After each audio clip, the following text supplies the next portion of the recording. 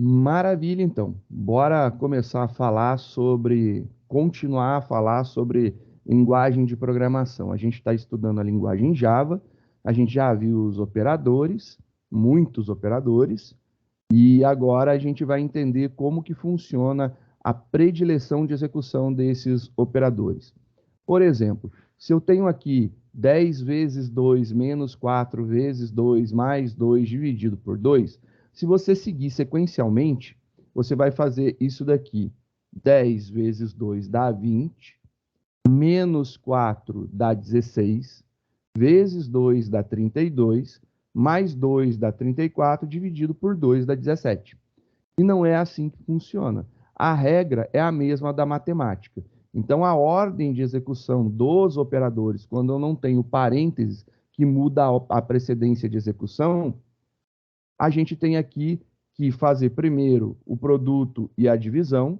Então, vamos resolver os produtos, depois a divisão, e aí sim a gente vai fazer as adições e subtrações. Então, nesse caso daqui, a resposta ficaria 20 menos 8 mais 1. Então, 20 menos 8, eu vou ter 12. Mais 1, aí é 8 mesmo, né? 20 menos 8 vai dar 12, mais 1, 13 de resposta, e não 17, como você segue sequencialmente. Essa execução, ela segue essa tabela daqui. Essa tabelinha mostra para a gente, literalmente, quem deve ser executado primeiro, quem que é executado primeiro. Então, aqui eu tenho que, diferente da matemática, na matemática a gente usa parênteses, colchetes e chaves. Na linguagem de programação, a gente só usa parênteses, porque o colchetes e as chaves, elas têm significado diferente dentro da programação numa expressão numérica. Então, aqui eu só uso parênteses, fica mais fácil no final das contas, né? E aí o que acontece? É resolvido do parênteses mais interno para o mais externo. Então, começa no parênteses mais externo, resolve e vai resolvendo depois os mais externos. Depois disso, eu tenho as operações pós-fixadas. As pós-fixadas são aquelas que você usa a variável antes de fazer o incremento ou decremento. Então, variável na frente, eu uso o valor dela primeiro para depois incrementar. Isso daí acontece, depois ocorre a operação do pré-fixado, que é incrementar a variável antes de utilizar o valor, juntamente com o operador de inversão binária e o operador de negação lógica. Então, lembrando que esse operador daqui, a exclamação, ele inverte o valor lógico. Se era true, passa para falso. Se era falso, vai passar para true. O operador till é o operador de inversão binária. Ele vai lá na base binária do número e inverte o que é 0 para 1 e o que é 1 para 0.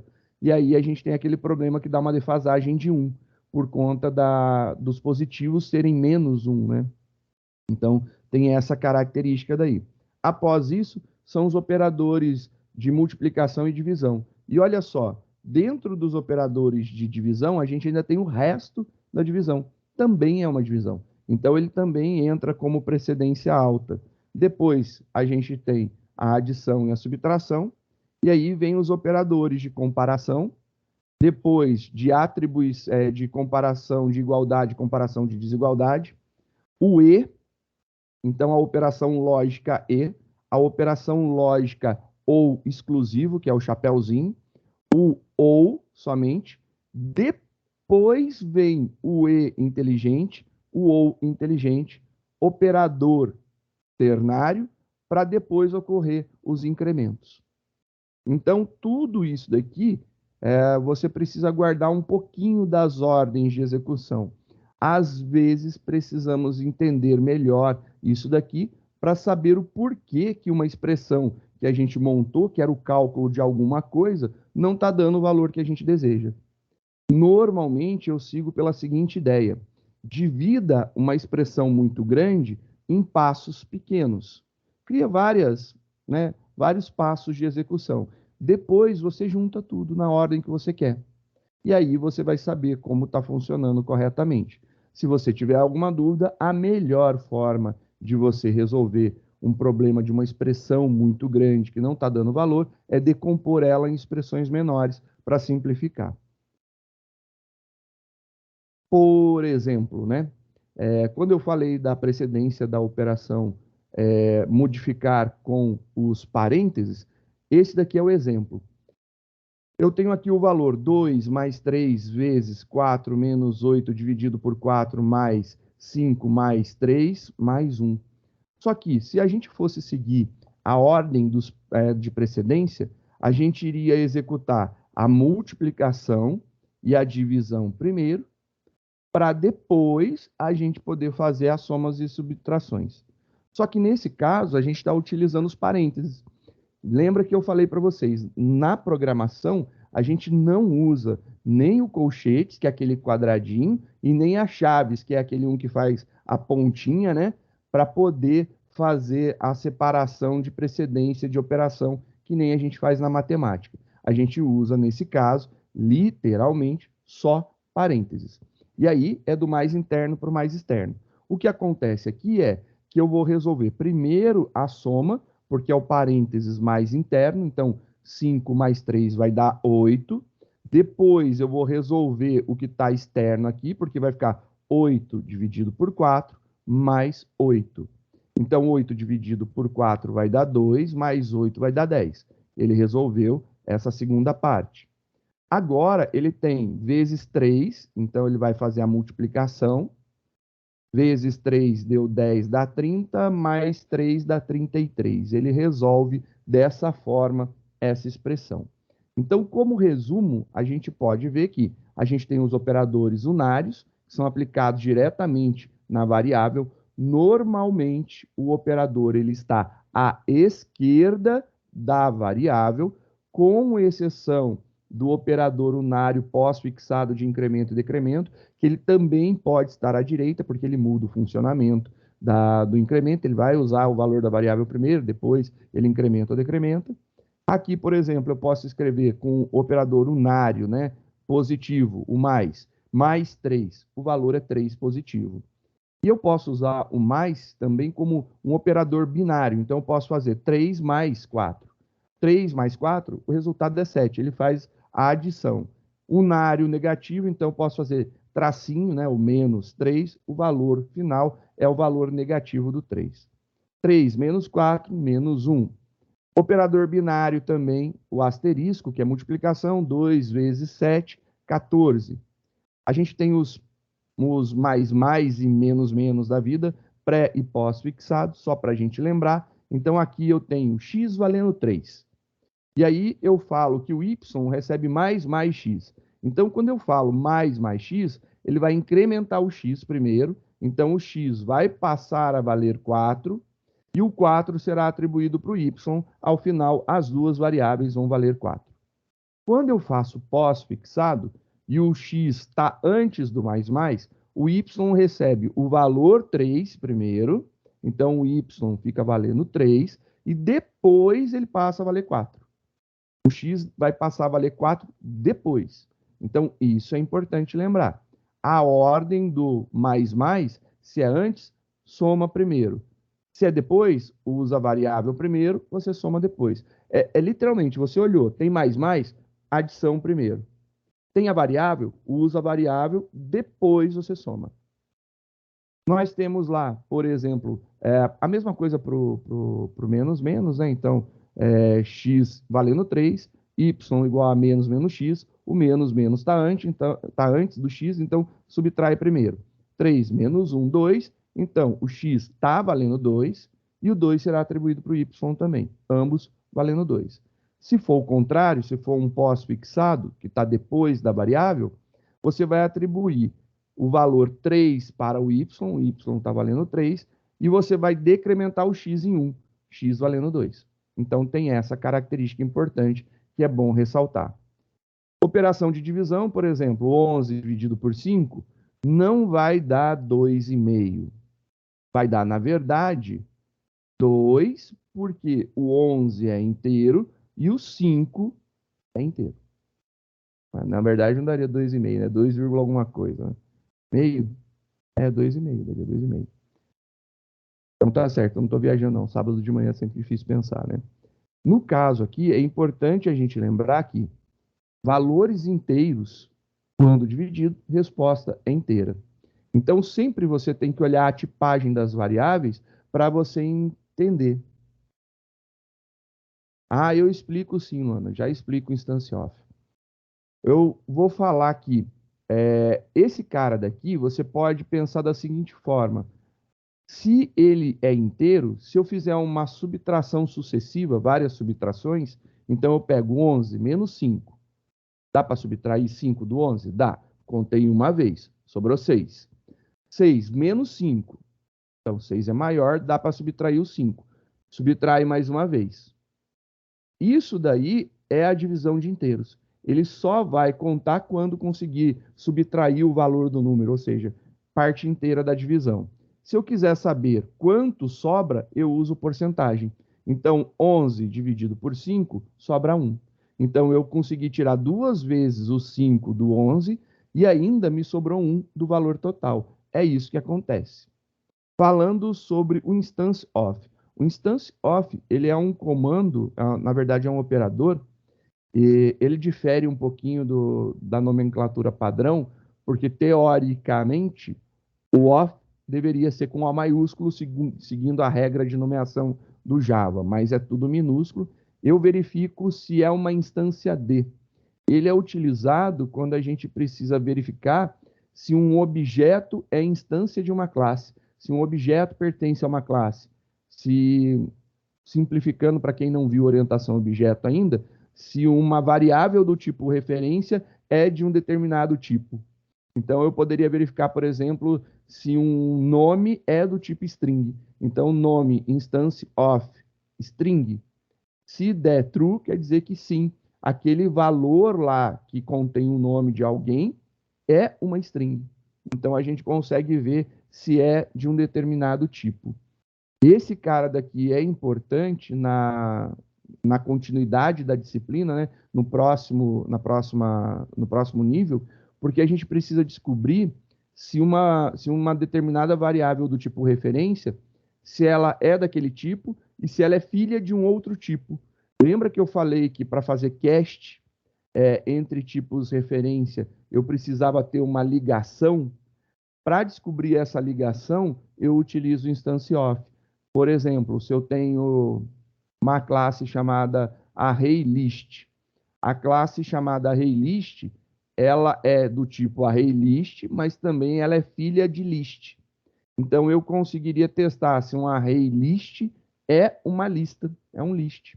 Então, eu verifico se o meu ArrayList é uma instância de list. E aí você vai obter a resposta como sim. E aí dá para a gente trabalhar em cima disso. Então, essa daqui, esse comando, a gente utiliza muito no terceiro semestre. Ele tem essa precedência, né? Ele vai acontecer depois das operações aritméticas. Aconteceu as operações aritméticas, logo em seguida a gente consegue verificar se é uma instância D. Então, isso aqui funciona dessa forma. Entendeu?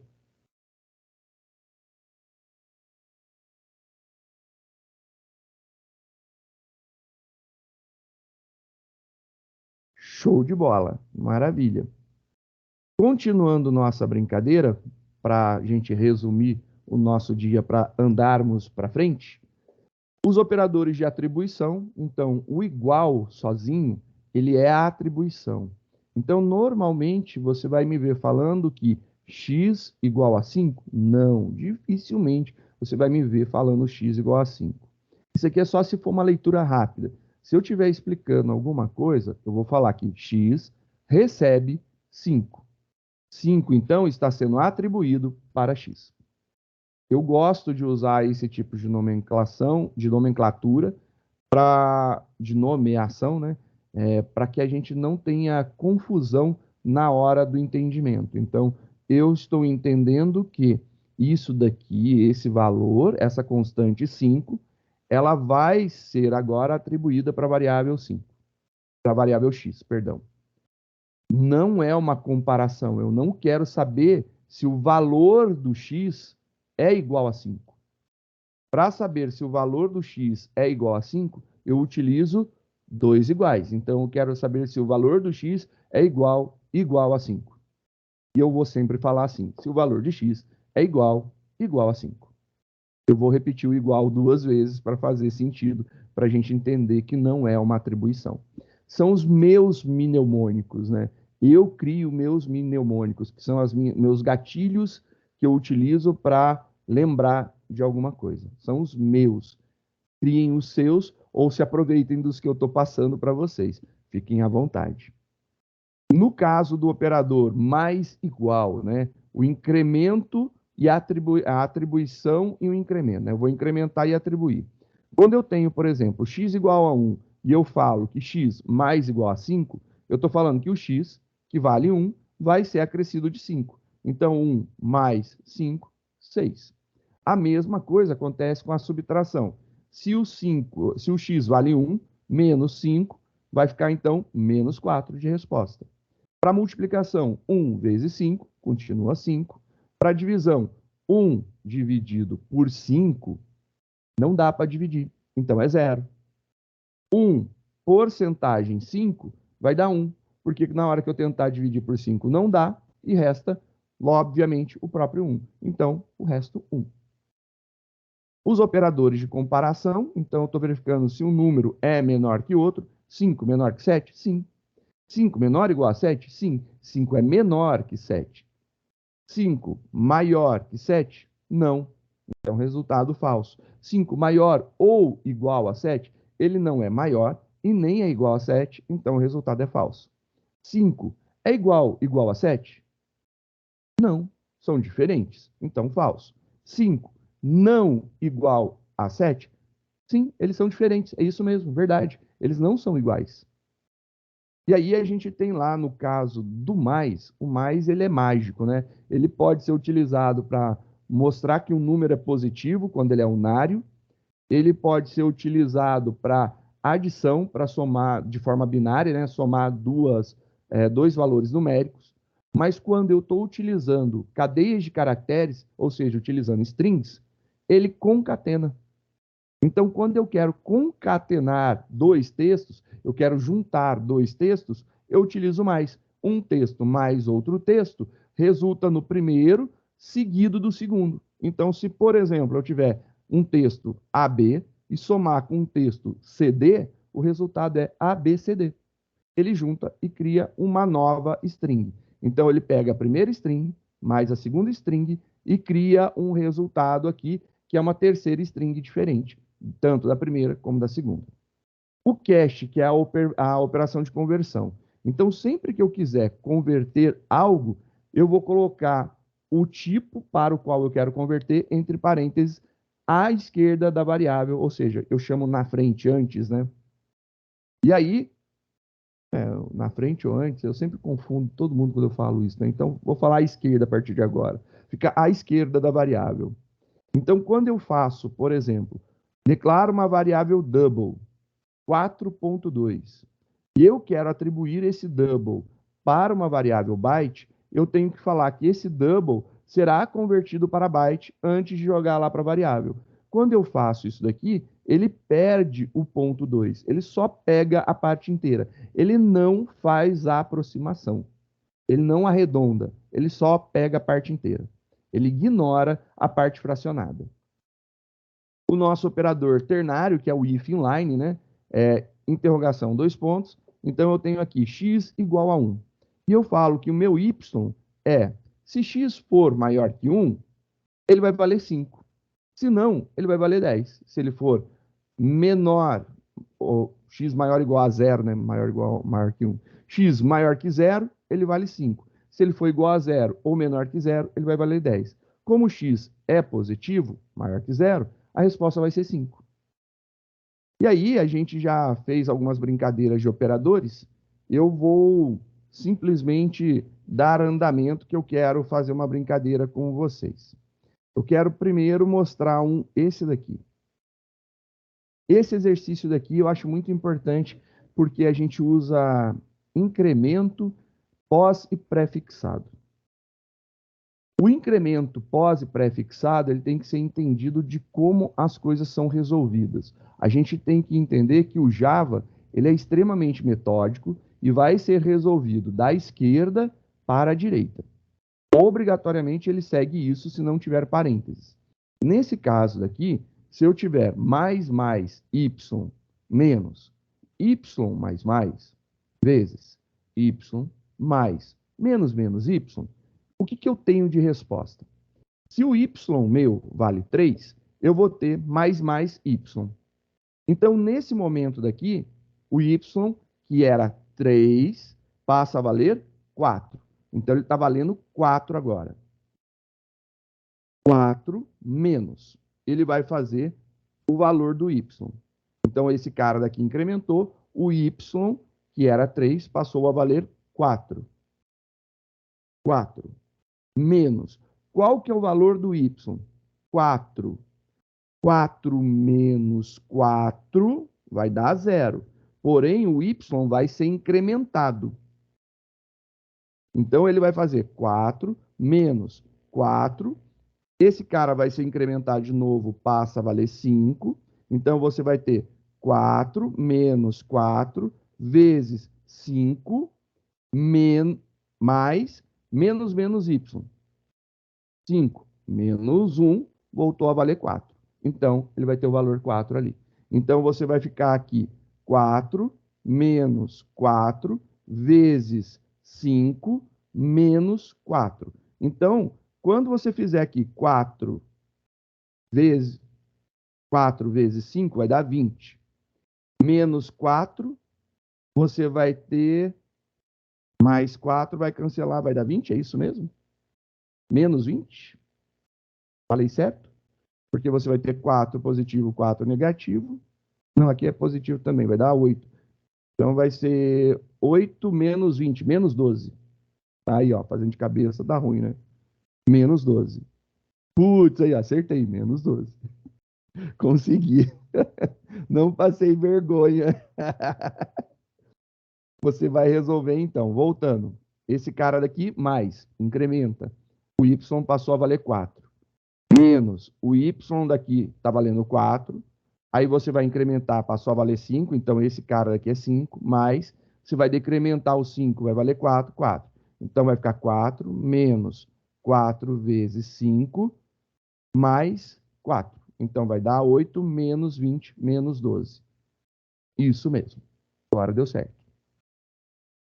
A gente tem algumas palavras dentro do Java que elas são reservadas. Você não pode utilizar para criar nome de variável. Tem algumas que é complicado para a gente que fala português. Eu acho que a mais complicada de todas, a mais complicada de todas, é... Cadê?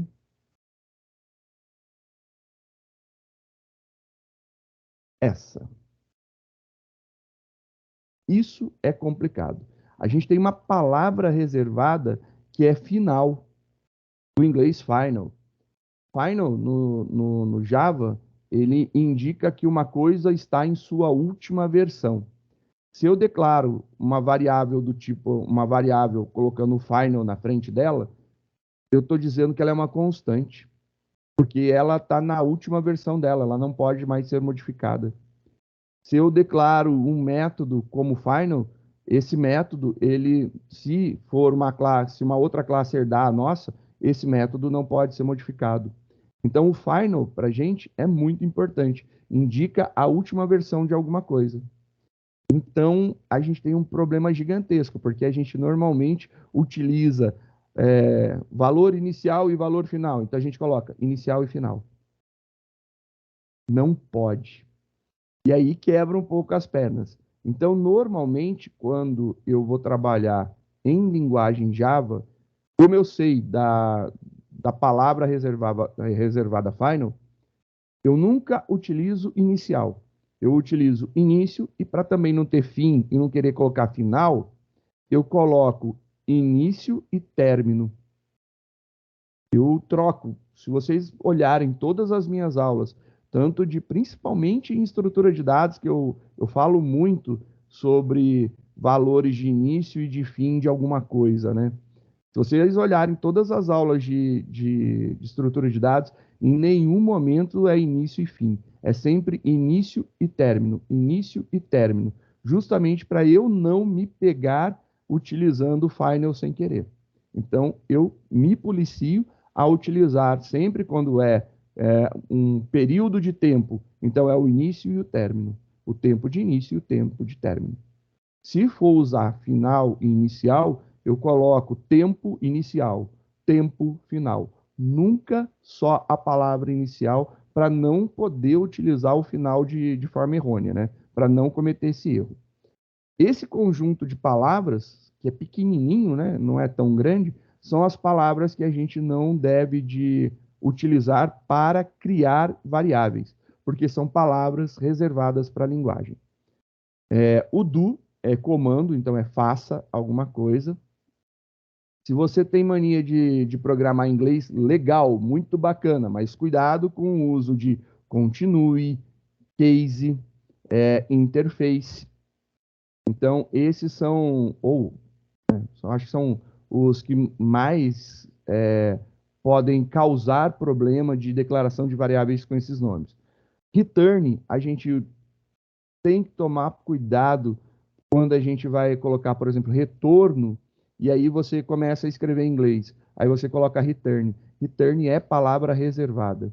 Não pode utilizar. Então, tomar cuidado com essas poucas palavras para você não criar um problema que o seu programa não entenda porque você está tentando fazer uso de uma palavra que é dele, já específica.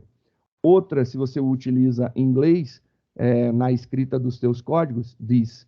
This é um outro probleminha que normalmente eu vejo. New e this, né? São os dois que podem dar problema. O resto, super, é muito difícil a gente utilizar alguma coisa escrita super, né? O super é uma palavra reservada também, então tem que tomar cuidado. Essa listinha é sempre legal dar uma olhada, né? Quando você tiver dúvida, normalmente as ideias elas colorem.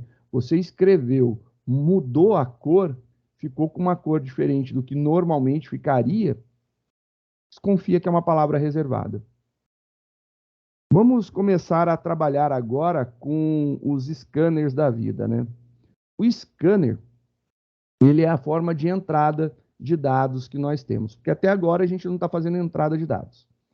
E aí, o scanner, ele não faz parte do pacote padrão do Java. Literalmente, ele não faz parte do pacote padrão. Uma janelinha privativa. Vou pesquisar aqui Java Doc Scanner. Documentação oficial do Java, a classe Scanner. Notaram que eu falei classe? Notaram que eu escrevi com S maiúsculo? Assim como string não é um tipo primitivo. Tudo que começa com letra maiúscula é uma classe. Olhando a documentação oficial, vou abrir. Ué? Acho que é esse mesmo, Java Doc 8. Esse. Eu achei que tinha mais 9. Na página da própria documentação do Java, lá da Oracle, ele fala para a gente o seguinte: o que fica no core da linguagem, no coração da linguagem, fica no Java Lang. Então, no Java Lang, Java Lang é o core da linguagem. Tudo que é Java Lang, você não precisa trazer para dentro. O que não está no core da linguagem, no coração, no núcleo da linguagem, a gente precisa adicionar. Então, tudo que está fora de Lang, a gente precisa adicionar. E o scanner, ele está dentro de java.util.scanner. Você pode entender que isso aqui são pastas. Então, tem uma pasta que é a pasta da linguagem Java, e depois uma pasta do Java, e aonde tem a parte da linguagem do Java. Esse daí, tudo funciona. Então, tudo que é da parte da linguagem do Java vai funcionar. Por exemplo, eu acho que foi para a Luana que eu falei sobre o math. Olha, dá uma olhadinha lá no math, Lu. E aí, olha aqui o math. Matemática, né? Ele fica dentro de Java Lang. Não precisa importar a biblioteca matemática, o pacote matemática. porque ele está dentro do core da linguagem. Já o scanner, ele não está dentro do core, ele está dentro dos utilitários. Então, eu preciso importar. Então, a primeira coisa que a gente vai aprender é a fazer o import desse carinha daqui. Então, vamos criar um programinha e fazer um import desse cara. Vou começar um programinha novo. Primeira coisa, vou salvar ele. Vou chamar de scanner, e aí não pode ser só scanner, porque já é reservado. Vou colocar scanner 01, só para a gente não ter o uso de uma palavra de uma classe que já exista, né, para não dar conflito.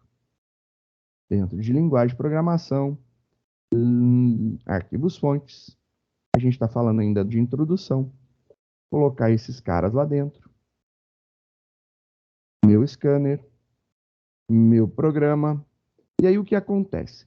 Para fazer a importação de uma biblioteca externa ao núcleo da linguagem, que não é padrão da linguagem, que são o Java, ele não chama de biblioteca, ele chama de pacote. É um pacote de coisas, né? Pacote de funcionalidades. Nós temos o seguinte, a gente tem um comando chamado import. Importar de java.util.scanner. E aí, nós escrevemos Java tudo em minúsculo, útil tudo em minúsculo, tudo ligado com um pontinho, e o scanner, ele tem um S maiúsculo. Esse S maiúsculo daqui é importante da gente entender. O que é esse S maiúsculo? Tudo que a gente cria que tem letra maiúscula é um tipo referência, é uma classe. Então, ele gera uma variável chamada objeto. E essa variável do tipo objeto, ela não é criada como a gente cria normalmente uma variável primitiva. Vou voltar aqui na nossa apostila. Vou dar uma rolada para cima. Cuidado para não ficar enjoado aí.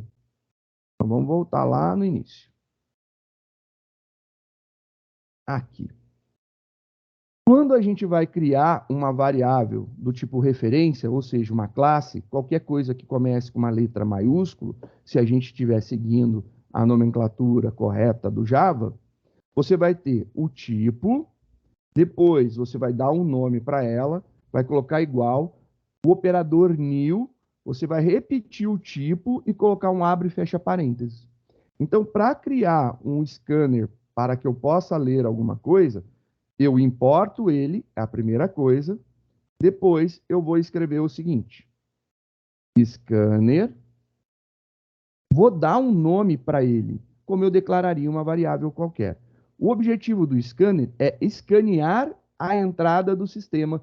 Então, a entrada padrão do sistema é o teclado. Então, ele vai ficar lendo a entrada padrão do sistema, lendo lá o teclado. Então, ele está lá, deixa eu ver se o teclado foi digitado alguma coisa. Está escaneando, está olhando lá para ver se o teclado teve uma tecla pressionada. Na hora que ele percebe uma tecla pressionada, ele captura essa informação para a gente. Então, eu vou chamar isso aqui de leia, porque no teclado a gente escreve alguma coisa para fazer uma leitura, né? Então, leia. Depois, a gente vai colocar um igual. Então, igual. Depois, tem a palavra reservada, que é um operador, o new, novo. Vou repetir o nome do início. Então, scanner. E aí ele tem um abre e fecha parênteses. No caso específico do scanner, como eu tenho um objetivo que é escanear a entrada do sistema, eu tenho que passar para o scanner o que eu quero escanear, que é o system.in. Quero escanear a entrada do sistema. Então, os dois passos para a gente começar a utilizar um scanner. Primeiro, eu importo o meu scanner. Eu importei, eu posso utilizar. Scanner, nome que eu quero dar para o meu scanner, igual a new, repito o tipo dele na frente, parênteses, e entre o parênteses, da onde, ou seja, onde eu quero escanear. Eu quero escanear a entrada do sistema. Entrada no sistema, o system.in. Se eu compilar isso daqui, beleza, ele vai resultar para mim numa compilação com sucesso. Ok, compilação concluída com sucesso. Se eu não tiver importado, eu não estou importando. Vou compilar o meu programa. Ele vai dar erro agora. E o erro, ele vai dar um cannot find symbol. Ele não conseguiu encontrar um símbolo. E qual símbolo ele não conseguiu encontrar? Que variável, que tipo ele não conseguiu encontrar? Ele não conseguiu encontrar scanner. E ele falou, o símbolo classe scanner não foi identificado. Então, se eu colocar isso aqui de forma comentada ou não colocar, na hora que eu tentar escrever o meu código para criar um scanner, para eu poder utilizar, vai dar erro. Eu tiro lá o comentário, ou seja, incluo o import novamente, compilo, concluído com sucesso. Então, ele faz menção da onde tem a referência desse tal scanner que eu quero utilizar. E eu estou falando que esse tal de scanner fica dentro do pacote de utilitários do Java. E aí eu consigo utilizar o meu scanner. Agora que eu criei um scanner, eu vou mostrar o que... Vou rodar para baixo, atenção, hein? Cuidado aí para não ficar zonzo.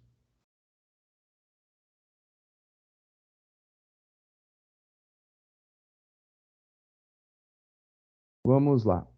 Eu tenho algumas formas de ler as coisas. Eu tenho sempre a expectativa de receber que o próximo valor que eu esteja lendo seja um inteiro, que o próximo valor que eu esteja lendo seja um double, um float, ou se não, uma palavra ou uma frase.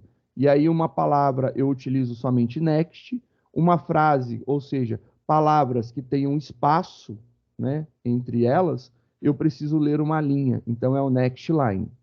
Se você olhar a documentação, então, documentação do scanner, estou lá, classe scanner, eu clicar aqui em método, ele vai me jogar lá para os métodos. E aí ele vai mostrar todos os métodos que o scanner tem. A gente está utilizando alguns poucos, não precisa conhecer todos, não precisa se preocupar com isso. Mas se você tiver alguma dúvida de métodos existentes no scanner, você pode vir aqui e procurar. Então, a documentação mostra para a gente. A gente tem aqui os next, os res, next alguma coisa. Tem somente next, que ele encontra e retorna um próximo valor para o scanner, e esse próximo valor é uma string, não pode conter espaços, porque o espaço ele entende que é uma próxima entrada. Você tem um next big integer, então ele vai ler um inteiro grande, que é um tipo específico para inteiro, quando a gente precisa de valores muito grandes. Um next boolean, quando você lê, ele vai retornar para você um valor lógico. Então, se você escrever true ou false, ele vai entender esse texto como sendo um valor booleano e devolve para a gente como um valor booleano true ou false. Next byte, ele lê um byte. Next double, ele lê um double e retorna, né, um double. Next float, um ponto flutuante. Next int, um inteiro. Next line, ele vai ler uma string, porém essa string, ela pode conter espaços em branco. Posso fazer um next long para ler um tipo long, next short para ler um tipo short. E eu acho que são esses os tipos que a gente precisava ver. Então eu tenho todos estes vários next alguma coisa. Se você prestou atenção, não tem next char. Não tem. Vou voltar aqui, ó. Next. De next, vem para next B, e depois B, já vai para o D. De B, ele pula para o D. Não tem next char ou next character.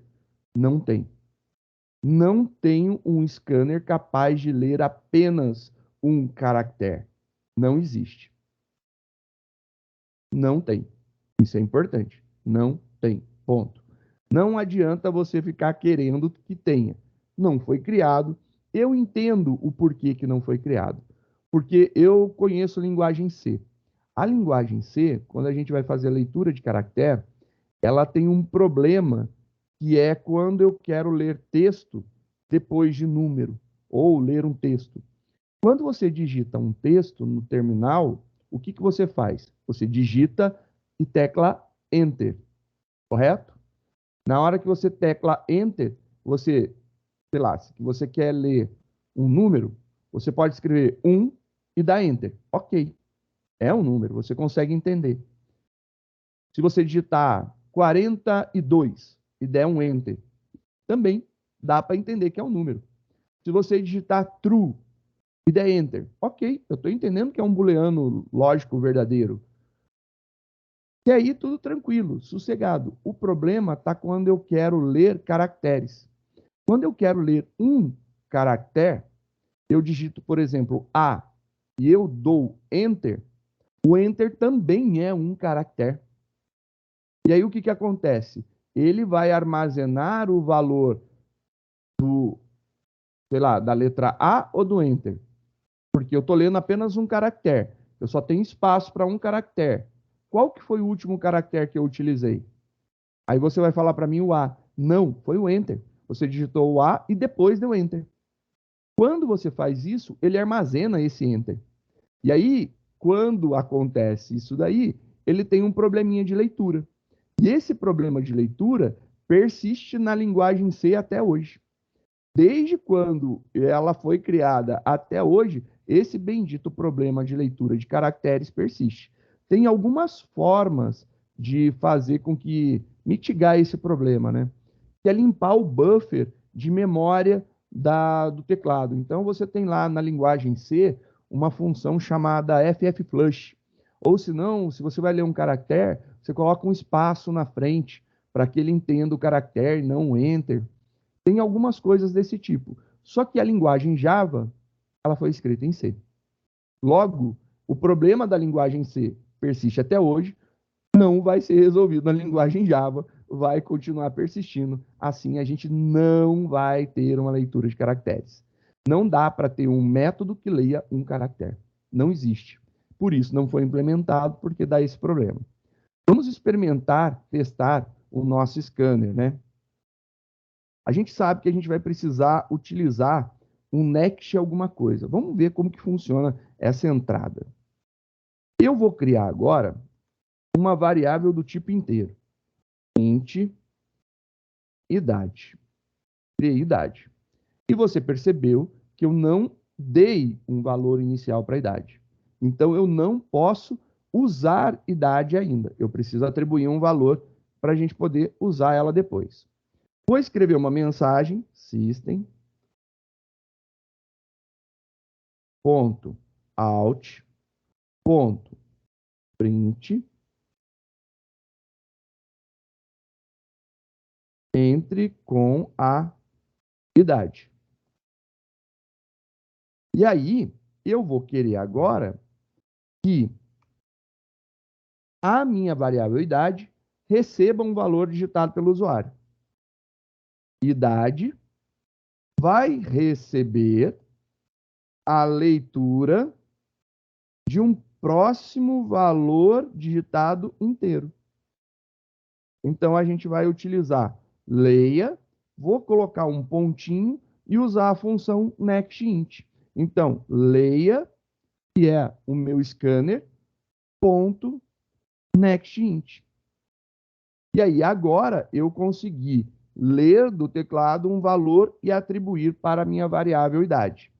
Para a gente poder verificar, eu vou fazer aqui system out println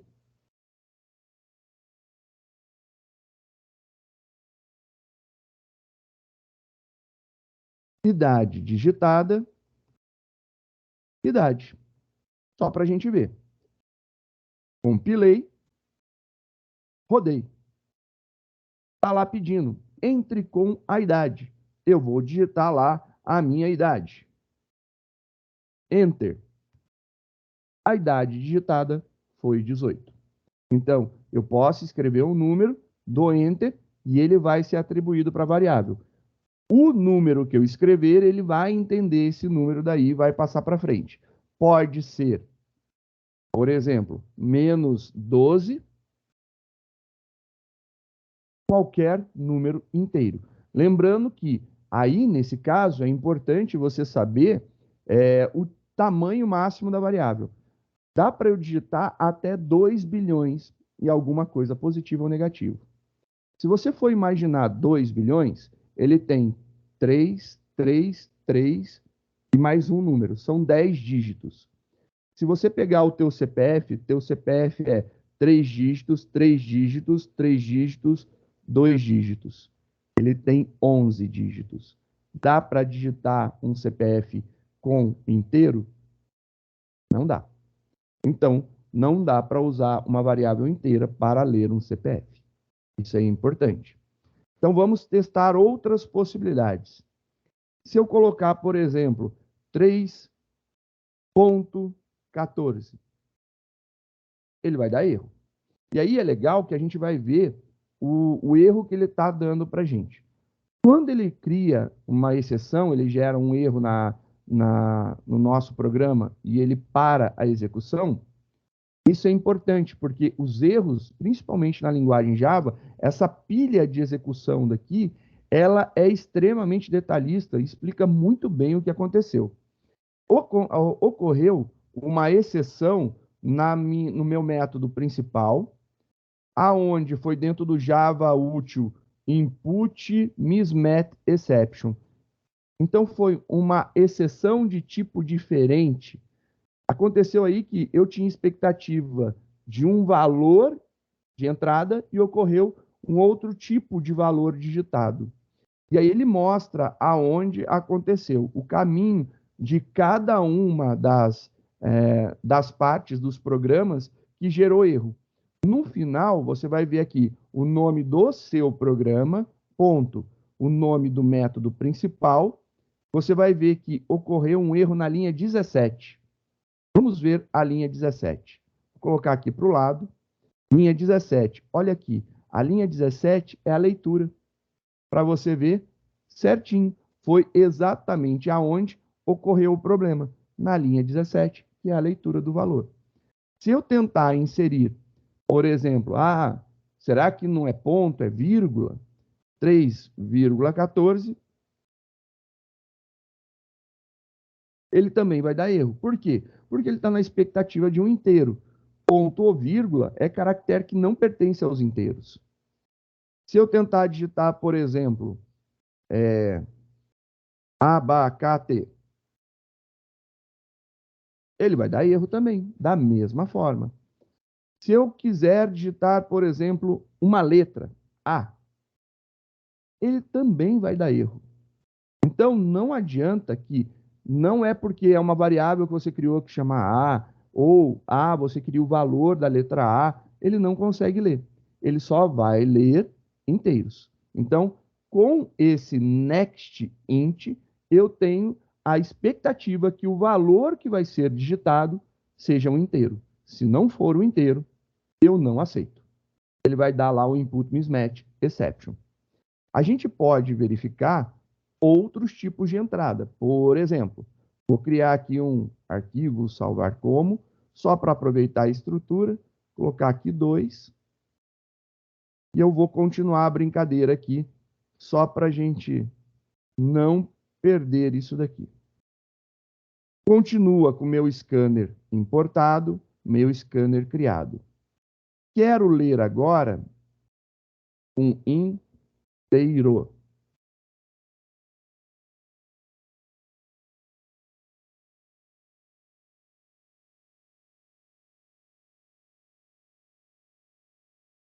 Um inteiro. Vou declarar também, vou começar com float. Float 1. Ponto flutuante. E aí eu vou fazer o mesmo esquema.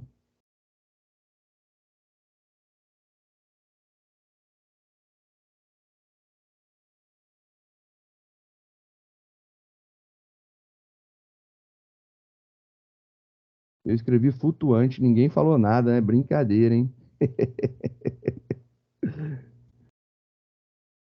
Um ponto flutuante. O ponto flutuante é do tipo float. Então, eu vou colocar aqui float. Então, next float. E aí, eu quero mostrar o inteiro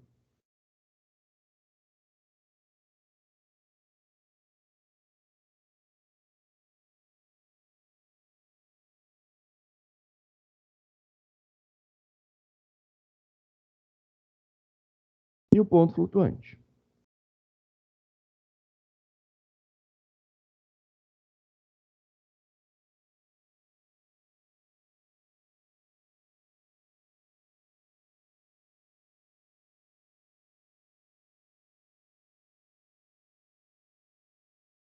Compilando, deu tudo certo. É bom saber que deu tudo certo, né? Rodando lá, vou digitar um valor inteiro. 17. Vou digitar um ponto flutuante. 19. Aí você vai falar, nossa, mas 19 não é um ponto flutuante. Sim, é. Eu só não escrevi o ponto zero. Ponto zero pode ser omitido. Então, se eu quero 19.0, eu não preciso especificar. Então, ele consegue fazer a leitura. Executando de novo para a gente ver, vou colocar aqui 12, 3.14. 3.14. E aí ele deu erro. Por que que ele deu erro? Eu vou mostrar o porquê que ele deu erro. Tá vendo aqui embaixo, do lado do reloginho, português. Vou clicar. O meu layout de teclado está português do Brasil. No português do Brasil, a gente utiliza para casinhas decimais a vírgula ou ponto? Porque eu coloquei ponto aqui. Eu utilizo a vírgula em português. Então, a entrada segue o padrão do teu país. Se você tiver lá com um computador que você esteja estudando inglês e você colocou tudo no formato americano, ele vai ser ponto a entrada. Então, não existe, é ponto, é vírgula. Não existe isso. Existe o seguinte, segue o layout do seu teclado. Então, a configuração que está para a entrada do sistema, a língua que o teu sistema operacional está, não o layout do teclado, perdão, mas a linguagem que o teu sistema está, é o que vai ser responsável. Se você for lá nas configurações, eu acho que é configurações regionais, né? Configurações.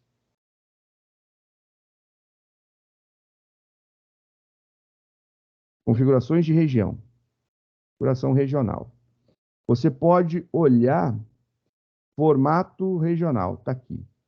No caso, data, número. Acho que é isso. Alterar. Data, primeiro dia da semana, abreviatura, dígitos. Não é isso. Ele tem como alterar, acho que aqui no país, região. Quando eu altero o país, região, e aí você pode ver que eu tenho aqui, no meu caso, eu tenho também Estados Unidos. E aí, por que que eu preciso ter Estados Unidos? Eu trabalho muito com análise de dados também. E algumas bases de dados exportam os seus valores com ponto. E aí eu preciso que as minhas ferramentas, elas leiam tudo da mesma forma. Então eu converto tudo. Ou eu mudo a entrada, ou eu vou converter a linguagem. Eu acho extremamente rápido. Vou ler, eu abro o arquivo, vejo que está em inglês, eu já mudo meu sistema para inglês e mando bala. E aí eu uso. Então, se eu mudar o padrão de entrada, ele vai mudar também. Só para a gente ver aqui, eu vou executar de novo e vou colocar 3,14, porque eu estou utilizando o layout do Brasil, né? Então, o meu layout é Brasil. O pacote de idioma que eu estou utilizando é o português do Brasil. Se clicar, eu não lembro para ver o. Sinceramente, eu esqueci aonde que via as configurações. Na verdade, não é que eu esqueci, é que, putz grila, o Windows está facilitando nada para gente. Só dificultando. Idioma e região, ele volta exatamente aonde estava. Não sei onde que é, não. Porque na versão anterior do Windows, Ele mostrava uma janelinha e colocava lá o formato de moeda. Às vezes eu mudava só o formato da moeda para poder trabalhar com o que eu queria, formato de data, também dá dor de cabeça pra caramba. Só para a gente experimentar. Vou colocar então um valor inteiro, 21, ponto flutuante 3,14 e ele aceitou.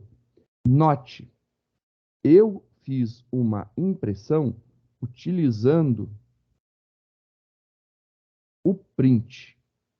O print ou print LN, ele vai imprimir no formato americano. Se eu utilizar o print F, ele vai imprimir e usar a máscara de formatação, de porcentagem, né? O porcentagem F, ele vai imprimir no formato português, que é o formato que está o meu programa. Então, isso é importante de lembrar. Tá ok? Então, mudando lá as configurações regionais, você vai ter diferença na sua entrada e na saída com o print F, usando máscara de formatação. Para você utilizar o valor, você coloca aqui 3,14 no codigão e está tudo certo. Codigão não muda, é sempre no padrão americano. Se você quiser ler um double,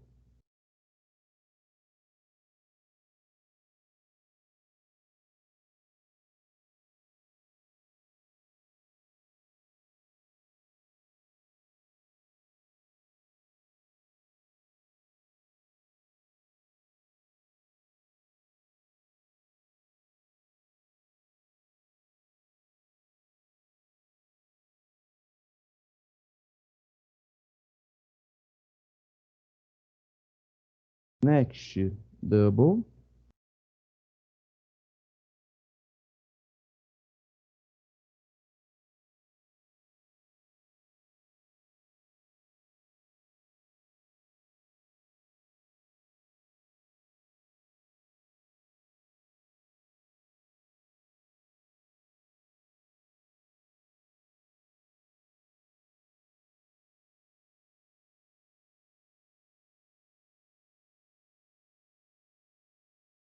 agora olha só que legal. Número inteiro, 16, ponto flutuante 1,789, dupla precisão 0, e aí você tem o seu número de dupla precisão. Então a gente consegue entrar, né, o famoso número double. E aí você consegue entrar com valores double tranquilamente. Aí você fala assim, nossa, que lindo, maravilhoso. Agora eu posso pegar tudo que a gente está fazendo, que eu só colocava lá para o usuário, né? Eu tinha que colocar no programa, o usuário não interagia, agora eu posso colocar para o usuário interagir. Pode. E aí vai vir um probleminha. A gente está lendo números. Então, sempre que você for ler tipos primitivos, lindo, maravilhoso, você utiliza um scanner. Se você for ler string, você vai utilizar next ou next line. E aí o bicho começa a pegar. E aí começa a dar problema. E aí a gente vai conversar sobre isso. Vamos lá. Vou dar aqui um arquivo salvar como, só para a gente aproveitar o codigão.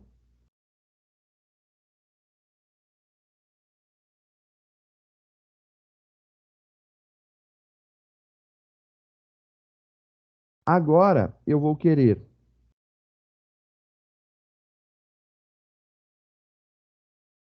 string, nome, idade.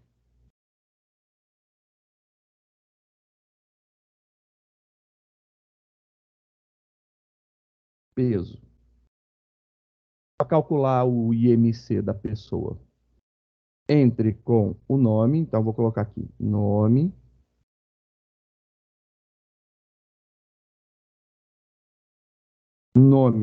a gente pode ler com next ou next line.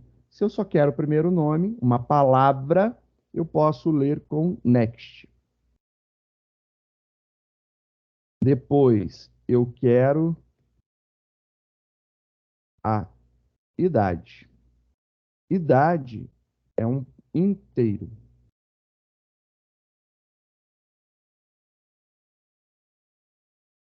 E depois, eu quero o peso.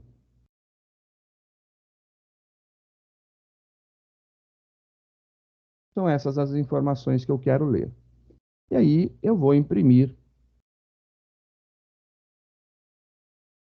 o nome,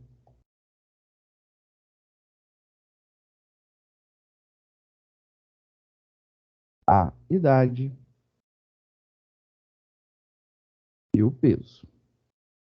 Sim, eu tenho toque, eu alinho as coisas. Não adianta que eu tenho nome, idade, peso. Simples. A única coisa que teve de diferente é que eu estou utilizando agora uma string e eu estou utilizando o next. O next, ele lê uma string. Está lá na nossa documentação. Somente next, ele devolve para a gente uma string. É isso daí que ele faz. Então, eu vou compilar, vou executar, vou digitar lá o nome, José Verson, idade 59, peso 85. Perfeito. Funcionou. Ele leu todos os valores. Agora, eu vou executar de novo. Vou mostrar uma característica do Next. Rodrigo Dionésio. Fanfarrão.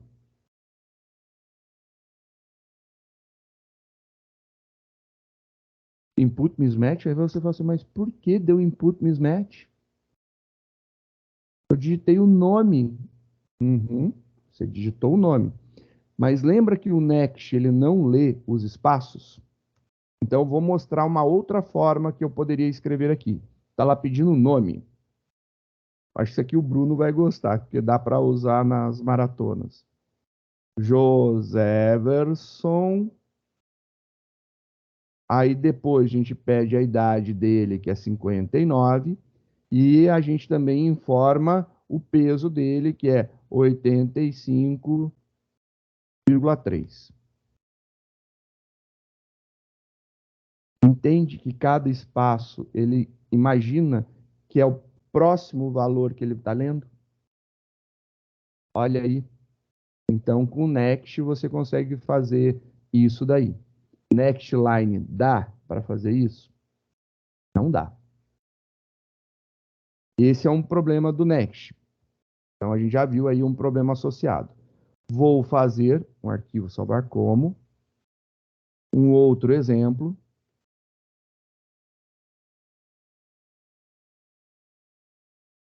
Só para a gente ver as modificações. Se você quiser, pode manter. Agora eu preciso que seja informada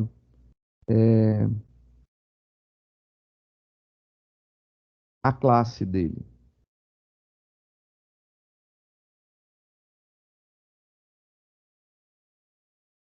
E aí eu vou ler a classe dele.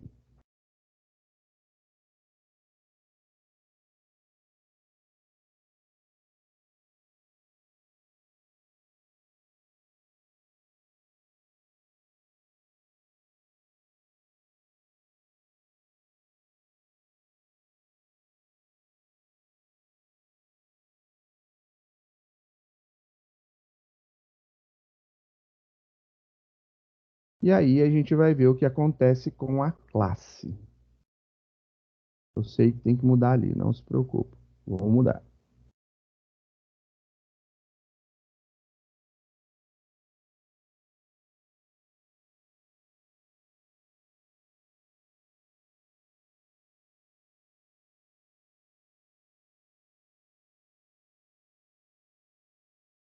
Compilou.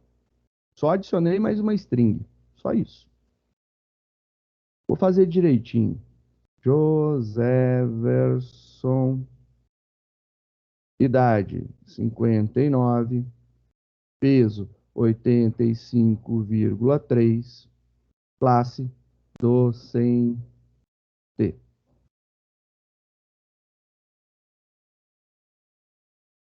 Aí você falou, tá, professor, eu não achei problema ainda. Vamos ver se agora eu colocar aqui salário, tá, salário, double, salário, ponto e vírgula. Copiar esse double.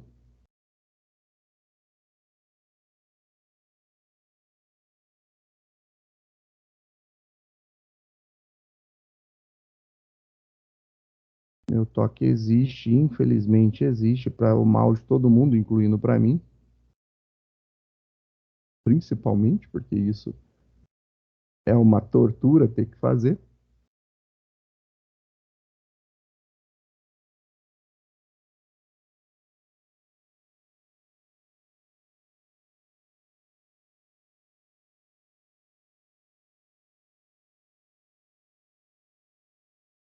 Compilou, rodou.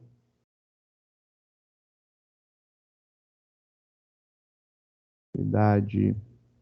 Tinha colocado o José, quanto? 59, peso 85,3, classe docente, salário 1001.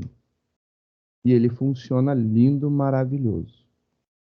Exceto quando em algum momento ele se perde e a gente precisa ter a junção dos valores next, ele lê uma só palavra, mas se eu quiser ler o nome completo dele, José Everson Cowboy, ele não consegue ler o nome completo. Porém, é uma variável string, daria. Então, se eu quiser utilizar isso daqui,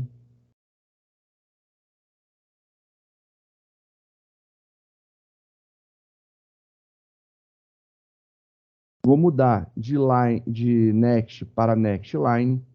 E se a gente olhar aqui, cadê? A documentação, tá aqui. Next line. Next line também devolve uma string, porém ele consegue ter espaços, né? Então ele não dá aquele problema inicial. Então na hora que eu utilizo next line, vamos ver se dá alguma diferencinha, né?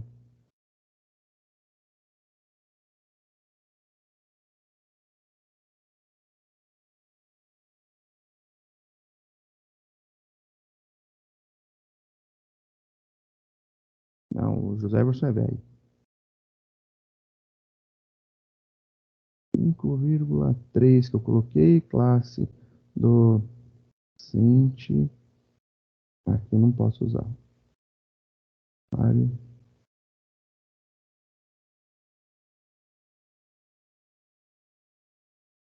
Tem que tomar um cuidado que eu acho que é a versão do Java que eu estou usando, eu atualizei. Eu não sei a versão que vocês estão utilizando, que vocês instalaram. Eu acho que a minha, como eu instalei recentemente para aula, eu acho que está na última versão. O scanner, ele de vez em quando, ele dá umas engripada, e aí o que vai acontecer? Ele vai armazenar o enter da linha de cima e vai passar para de baixo. E aí ele pula uma leitura.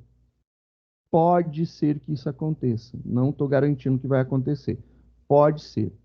Uma saída muito interessante para quando dá esse tipo de problema é você separar o scanner que lê tipos primitivos, números, né, em sua grande maioria, do que lê string.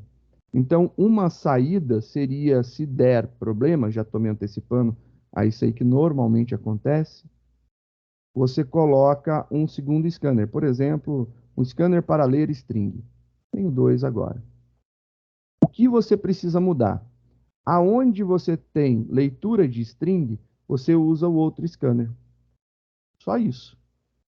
Aqui vai ler string, você só muda o scanner. Só isso daí. Então você tem next string, leia string para o next e o next line. Se der problema, é só fazer isso. Cria um segundo scanner e utiliza. Não é uma gambiarra, é uma característica herdada da linguagem C. Tem que fazer essa separação para dar certa leitura se der problema. Se não der problema, bola para frente, vida que segue. E aqui é uma coisa importante que eu gostaria de, perdão, que eu gostaria de destacar. A gente está fazendo leitura dos tipos específicos, né? Então, quando eu estou falando aqui que eu tenho uma variável do tipo inteiro, eu estou lendo um valor do tipo inteiro. Mas e se, por exemplo, eu quisesse ler um valor do tipo double na idade, mas atribuir o inteiro?